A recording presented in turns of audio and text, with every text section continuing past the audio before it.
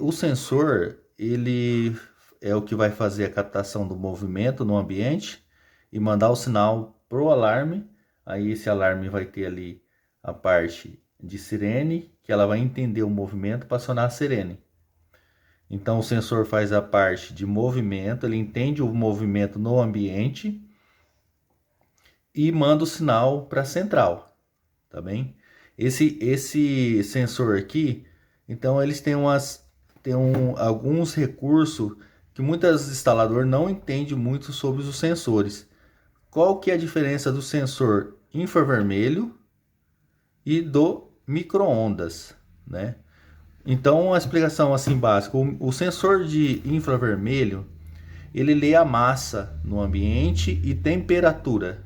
Ele faz a leitura desse espectro da pessoa, mas ele só entende essa massa no caso, ele só entende a massa com a temperatura. Se tiver uma massa em movimento, exemplo, o infravermelho, que tiver uma massa em movimento e não tem temperatura, normalmente o sensor infravermelho não funciona. Então o que que acontece? A massa e não a temperatura.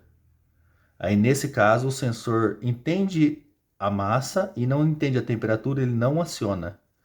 Aí em diferença do micro-ondas. O micro-ondas ele já é diferente. No ambiente ele passa barreiras. Se tiver, exemplo, um móvel e tiver um movimento atrás de um móvel e nesse local está acionado, ele vai fazer o disparo de qualquer maneira.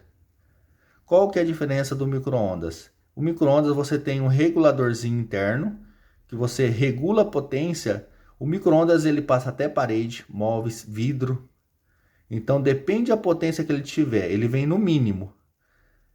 No caso, se tiver uma loja e esse sensor tiver virado para uma vitrine, um vidro no caso, e ele tiver mal regulado, ele vai acionar com a pessoa passando fora da loja, através do vidro.